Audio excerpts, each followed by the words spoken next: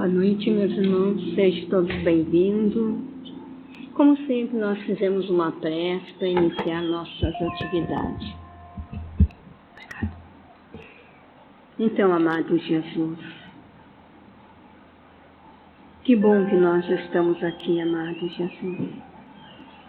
Receber todo o consolo, apaziguando as nossas aflições, nos dando a calmaria tão necessária se faz nesses momentos conturbados que muitos de nós passamos.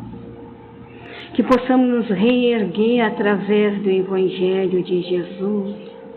Sermos tocados, ajuda Jesus.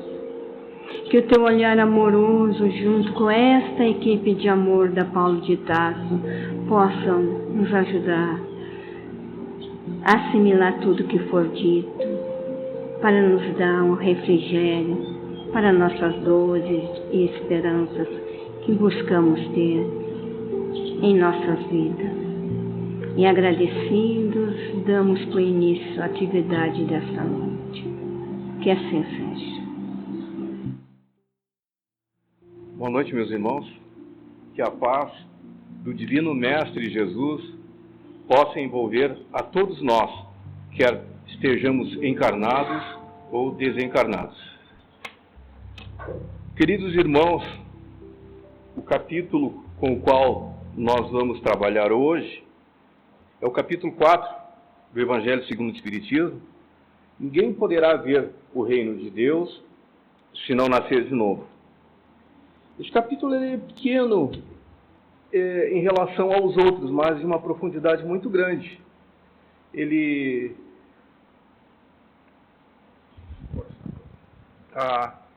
melhorou? Alô? Melhorou? Tá. O capítulo que nós vamos trabalhar hoje é o capítulo de número 4 do Evangelho segundo o Espiritismo. Ninguém poderá ver o reino de Deus se não nascer de novo. Esse capítulo é bem curtinho. O primeiro tópico que nós temos ali é ressurreição e reencarnação. A grande maioria de nós sabe, ou pelo menos temos que, na grande maioria esteja presente, que a doutrina espírita é uma doutrina reencarnacionista. E um dos seus tópicos, dos seus pilares básicos principais, né, é a reencarnação.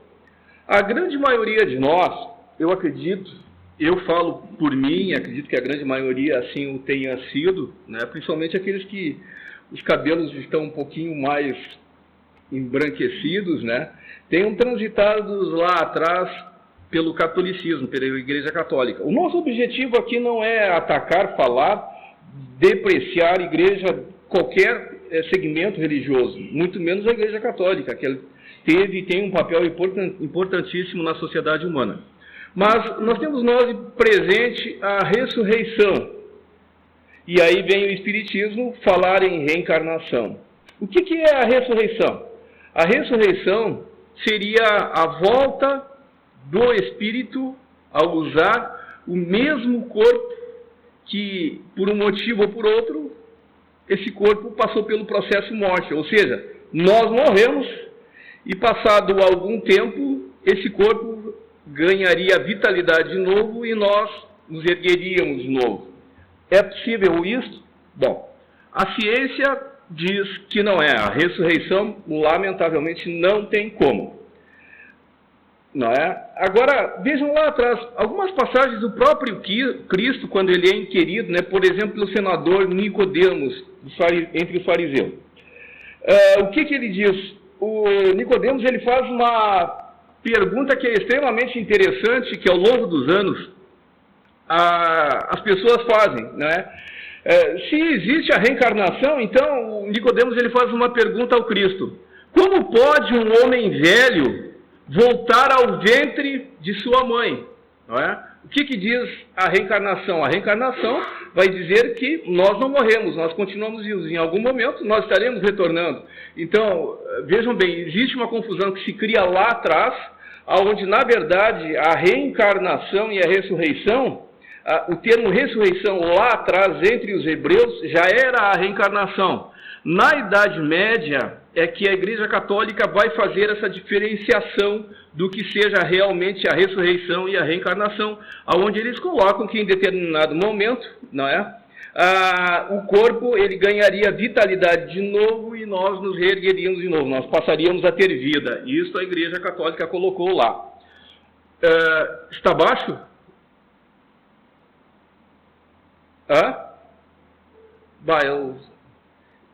Além de ser pobre de vista, vai enxergar muito. Tá bom? Então tá. Então, além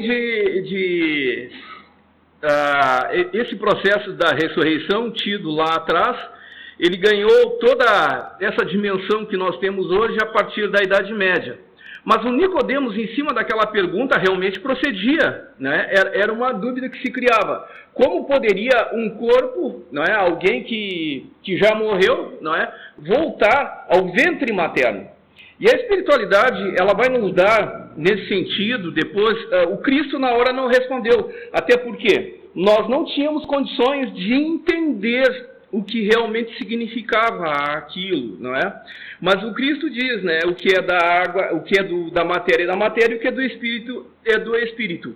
Ou seja, em face ao nosso conhecimento ficou aquele vazio, né? E em cima dessa falta de entendimento, de compreensão, nessa lacuna, nesse branco que ficou, foi criado então esse conceito lá na Idade Média, que a ressurreição seria a volta do espírito, não é, ao mesmo corpo. Esse corpo se revitalizaria, ele se levantaria de novo, e hoje nós temos doutrinas, religiões, que ainda transitam por esse tipo de esclarecimento, não é? Embora a ciência já tenha mostrado, enfim, que não é possível.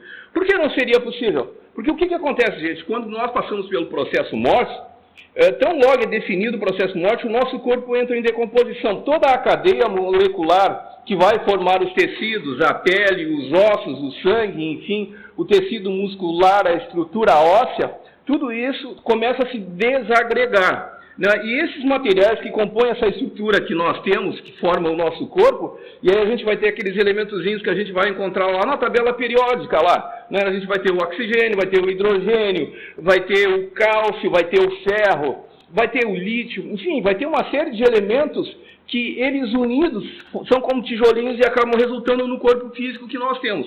Esse material, quando ele decomposto, ele acaba voltando à natureza. Lá, quando ele retorna à natureza, ele vai entrar esse processo de transformação, ele vai entrar na reorganização, na composição de outros materiais que vão existir na natureza. Então, nós vamos ter parte de nós, vamos dizer assim, desses compostos que compõem o nosso organismo, lá quando entra em decomposição, na formação dos vegetais, na alimentação dos animais, enfim, na própria natureza, compondo o solo, formando nutrientes, enfim, ocorre toda uma transformação que não tem mais como voltar, certo? Isto o homem foi descobrindo com o passar do tempo. A ciência, a evolução da ciência, do conhecimento da raça humana, levou a esse entendimento e esclarecimento, e o que foi avalizado, inclusive, pela espiritualidade na posteriori. Bom, mas o que acontecia, então, dessa pergunta feita por Nicodemos, se podia? E aí, o que a espiritualidade nos diz? Nós somos, o que é do espírito é espírito, o que é da carne é da carne.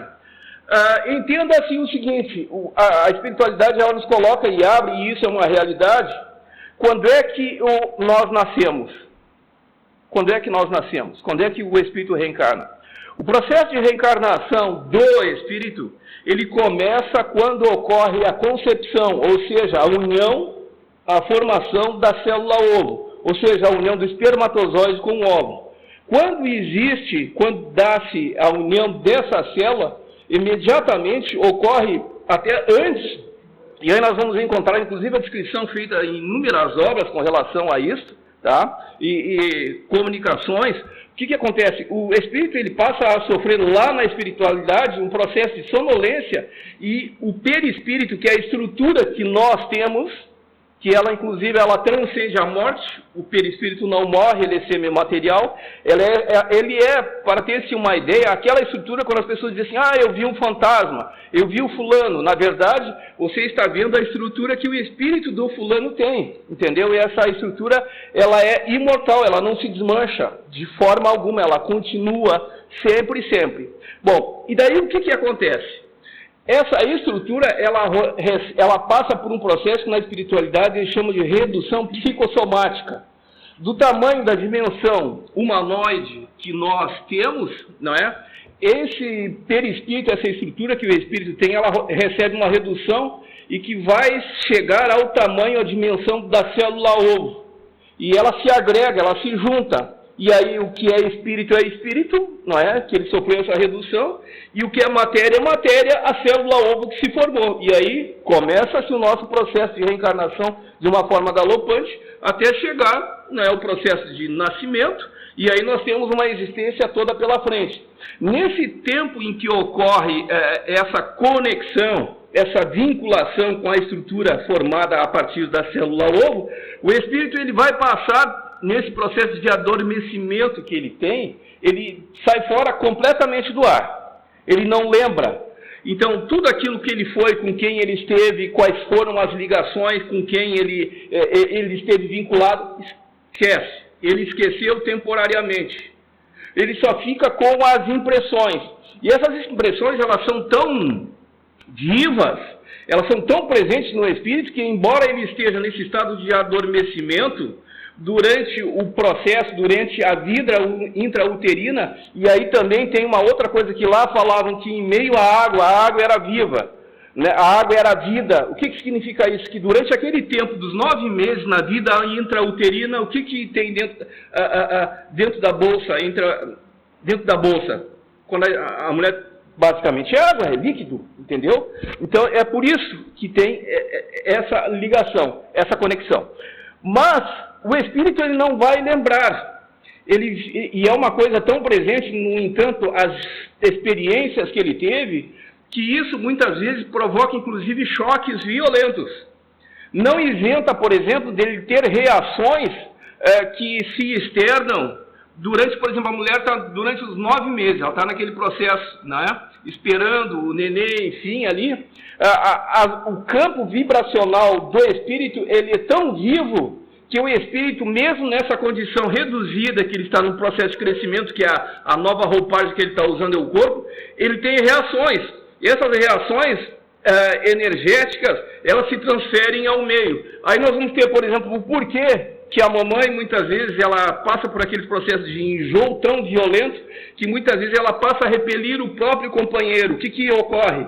É o campo magnético que o espírito tem, que embora de forma reduzida, ele está reagindo com a presença do pai. Mas por que essa reação? Ora, essa reação ela pode ser adversa em função de experiências outras tidas pelo espírito, aquele reencarnante ali, que ele está no tamanho pequenininho, dentro da célula ovo, porém o campo energético ele é vivo, grande, gigantesco, em função de todo o tempo, de todas as experiências tidas lá em encarnações passadas, não é? Mas a gente vai entrar um pouquinho mais adiante, a gente já vai falar um pouquinho mais sobre isso. Então, essas reações, elas são tão presentes, que a própria mãe, ela vai, vamos dizer assim, embora ela não saiba por quê, não é? Ela adquire muitas vezes até aquela repulsa com o marido, ela tenta afastá-lo, porque é a reação que soma-se dela com a criança, certo? Em função daquela pessoa que é o marido, das experiências que tiveram lá em vidas passadas, isso continua presente, tá? Então, embora do tempo, da dimensão extremamente diminuta, que é o tamanho daquela célula ovo, e depois ela começa a se multiplicar, vai, e ela vai se dividindo numa razão geométrica de forma avassaladora, e o corpo vai ganhando dimensões, as estruturas vão se avançando, enfim, aos 9 meses, depois nós temos um corpo completo, né, que está começando ali, e aí muitas vezes o espírito, quando o nenê, não é, ele ainda, a coisa é tão presente nele, que, embora do despertar, ele tem uma vinculação ainda muito íntima com a vida espiritual. Então é por isso que muitas vezes a criança, quando pequena, nós vamos encontrá-la lá, ela falando com um amiguinho, ela falando com determinadas pessoas que ninguém consegue enxergar, não é? Ou então a criança vai e descreve, de repente, um familiar que já desencarnou há muito tempo, ou que, teoricamente, ela nem poderia descrevê-lo porque ela não teve contato durante aquele tempo ali. Mas o que aconteceu? Lá na vida espiritual eles se encontraram, esse vínculo existia. E aí nós vamos entender uma coisa muito mais aprofundada, que na verdade os vínculos nossos espirituais, eles é que determinam realmente quem é a nossa família. Então, nós reencarnamos aqui, estamos vinculados à pessoa, a Maria ou ao João. Temos o filho, o Pedrinho ou o Paulinho, não é? Que compõem a nossa família. Esses indivíduos, eles têm o título de acordo com a necessidade que a reencarnação lhes impõe das experiências que vão ter nessa vida. Entenderam? Pai, mãe é um título temporário que nós estamos tendo. Filho é um título temporário que nós estamos tendo. E, na verdade, a nossa família real é a família espiritual. E isso, ele é tão, vamos dizer assim, ele ganha dimensões tão grandes que, vez ou outra, os senhores já devem ter passado esse tipo de experiência. A gente dorme e acorda, e de repente se acorda com uma melancolia assim, extremamente profunda. Um sentimento de saudade inexplicável. Alguém pergunta assim, mas o que tu tem? Eu estou melancólico, eu estou triste, eu estou sentindo falta de alguém, é como se eu não consigo explicar. Tá, mas de quem? Do filho, da filha? Tu tem todos, tu tem tudo para ser feliz, porque essa tristeza? Eu não consigo explicar. É alguém que me falta, que eu não consigo. E aí a gente vai e começa a entender o que está acontecendo. É que, na verdade, muitas vezes a espiritualidade, ela nos dá a chance, ela nos dá a oportunidade, de vez ou outra, durante o tempo em que nós estamos reencarnados novamente, de nós termos a visita desses entes familiares. Então, às vezes, da mesma forma como nós temos essa melancolia, essa tristeza gratuita que a gente não consegue identificar as suas origens, nós vamos experimentar o inverso, uma alegria indescritível, que a gente vai e acorda de manhã porque recebemos visita dos nossos entes familiares. Mas por que nós estamos falando de tudo isso? A reencarnação. Ora, a reencarnação é a volta do espírito, ocupando um corpo, uma vida nova. A espiritualidade, ela nos dá a entender o seguinte: quando nós passamos pelos portais do túmulo, na posição inversa agora, quando a gente sai daqui, nós temos 4 possibilidades. A primeira possibilidade, de acordo com a espiritualidade, é aquela dita pelo segmento materialista. Acabou tudo, não vamos encontrar mais nada, acabou, terminou. De acordo com o materialismo. Nós não temos consolo nenhum, nada. De acordo com a doutrina materialista. A segunda também seria algo que nós vamos perder tudo. Porém, uma diferença, um consolo, que é a doutrina panteísta. Ela diz que nós vamos voltar a um todo universal. É como se nós fôssemos, como que uma gota do oceano. Nós vivemos as experiências, nós transitamos pela vida, e em algum momento nós vamos voltar a fazer parte de um corpo, de um todo universal, tal qual como uma gota que volta ao oceano. Perdeu totalmente a identidade. Não tem mais nada. Entenderam? Segunda possibilidade. A terceira possibilidade seria a da ressurreição. É um consolo para nós. Passou pelo portal do túmulo, depois a gente vai ressuscitar de novo. Só que esta é como se nós tivéssemos lançados à própria sorte. Quando nós ressuscitarmos, nós vamos voltar. Vamos pensar um pouquinho. Se eu ressuscitei, eu vou voltar ao mesmo corpo. Eu vou voltar à mesma condição. Mas só que, com essa doutrina, existe uma coisa. Tem aqueles que vão para o céu ou aqueles que vão para o inferno. Nós não teríamos condições, nós não teríamos consolo nenhum. Estaríamos lançados à própria sorte. Ou seja, se eu nasci pobre, miserável, sem condições de aprendizagem, Em todas as encarnações que eu tiver, eu voltei e usei, estou na mesma condição. Não vou mudar nada se eu ressuscitar. E aí a gente pergunta assim, mas cadê a justiça de Deus? Quer dizer que está definido. Se eu nasci para sofrer, eu vou sofrer sempre. Se eu nasci para estar numa posição de opulência, eu vou estar sempre na posição de opulência. Eu vou reencarnar sempre, eu vou voltar à vida, nem reencarnar. Eu vou voltar sempre desta maneira. E aí existem situações mais sérias que se criam em cima disso. Vejam bem, em cima de uma própria pergunta que eu acho magistral, do Kardec, né, de uma colocação que ele faz lá no livro Céu e Inferno, que é com relação ao seguinte: se essa possibilidade realmente ela existisse, vejam bem, uma mãe que ela iria para o céu, porque ela foi uma pessoa ordeira, honesta, bondosa, enfim, ela foi um exemplo vivo, ela foi para o céu, certo? O filho foi um delinquente, lamentavelmente ele foi aquela ovelha negra da família que não seguiu os ensinamentos, e ele foi para o inferno. Aí uma mãe com o sentimento que ela tem de amor, de abnegação, de devoção, de preocupação, de querer bem, de amar, acima de tudo, o seu filho, de apostar sempre no seu reerguimento, essa mãe estaria realmente no céu? Claro que não! Está fadado para ela viver eternamente naquele suposto céu, que não é céu para ela, porque é um inferno, porque ela não consegue buscar. Como é que ela vai se sentir bem sabendo que aquele que ela ama, aquela criatura que ela tem o amor pelo seu filho, ele jamais vai sair da condição porque ele está no inferno. Então, não encaixa. Agora, a reencarnação, para nós, ela é tudo.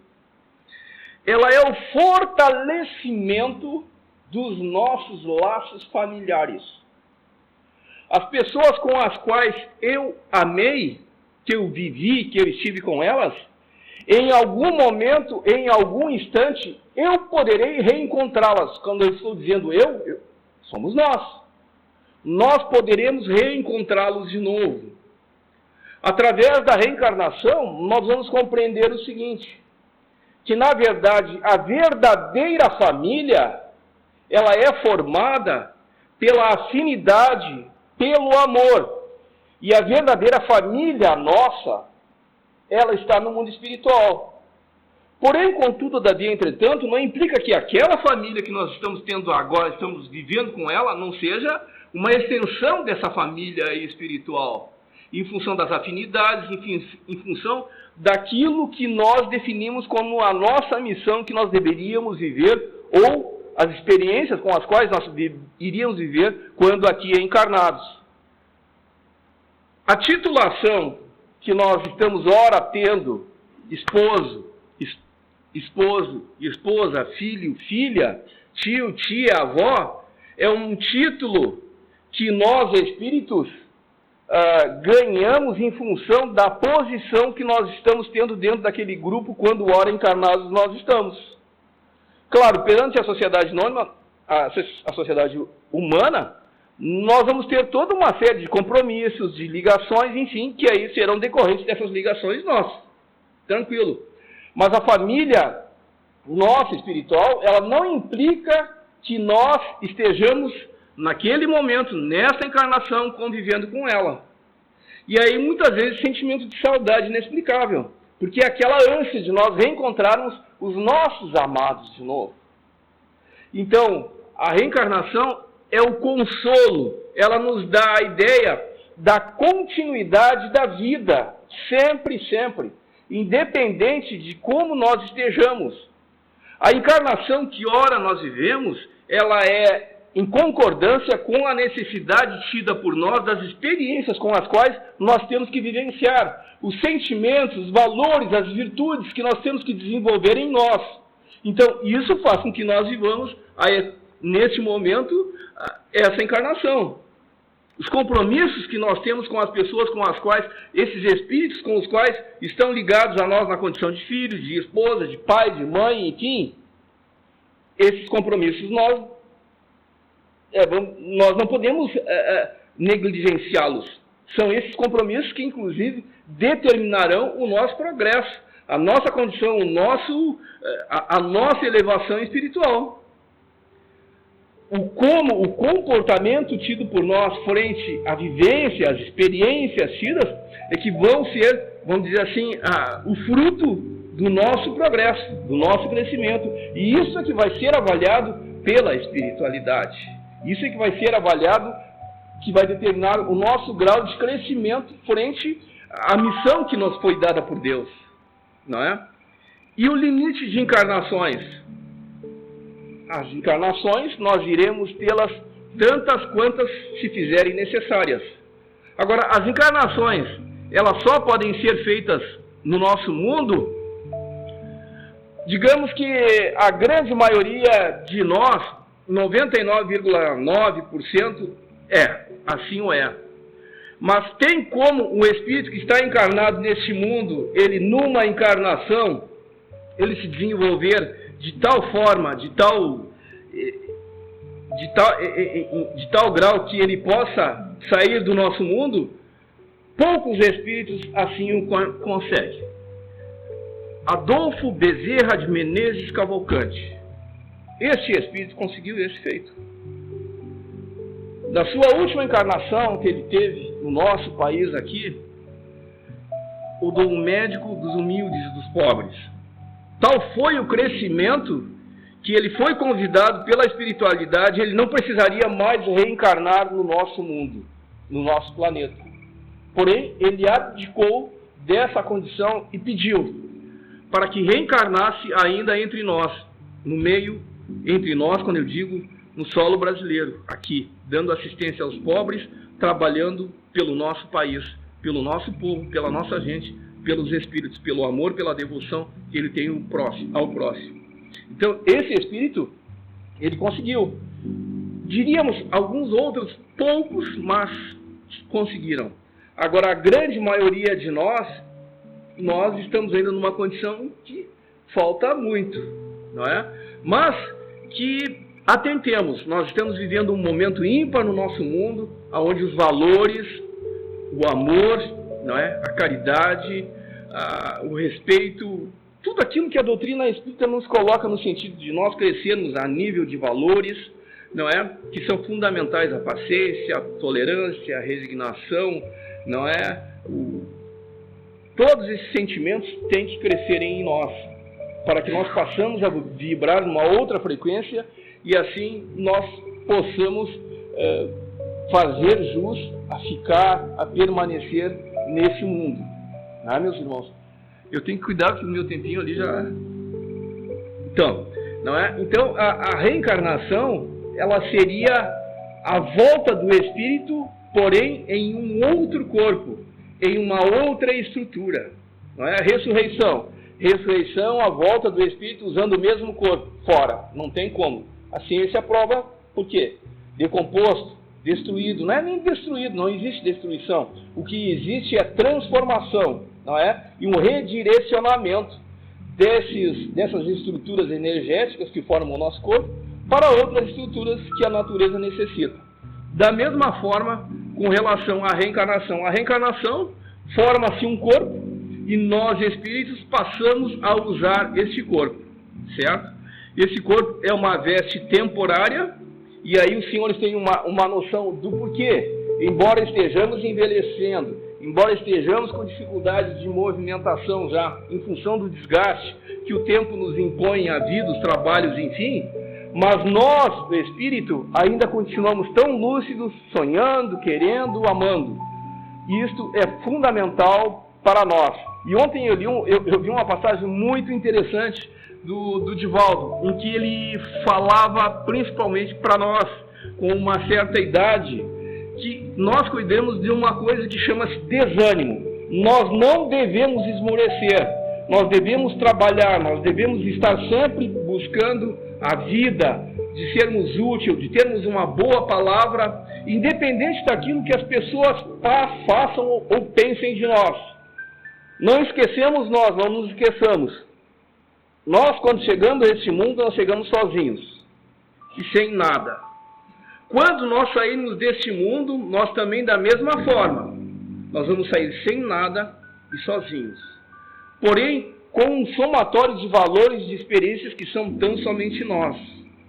Nós não precisamos investir no sofrimento, na tristeza, no desânimo, se essa ou aquela pessoa que está ligada temporariamente a nós na condição de esposo, de filho, de amigo, enfim, diz que não gosta de nós. Isto é dele o problema. Nós temos que lutar e continuar investindo sempre na vida. Cada momento, cada instante, isso é fundamental para nós espíritos aqui encarnados.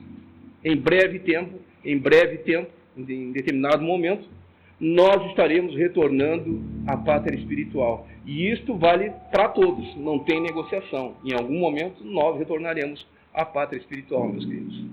Que a paz do Mestre Jesus esteja conosco hoje e sempre. Fé e esperança sempre. Saibamos honrar o momento que Deus nos investiu e nos deu a vida de estarmos aqui. Este momento. Certo, meus queridos? Que a paz do Mestre Jesus esteja conosco hoje e sempre.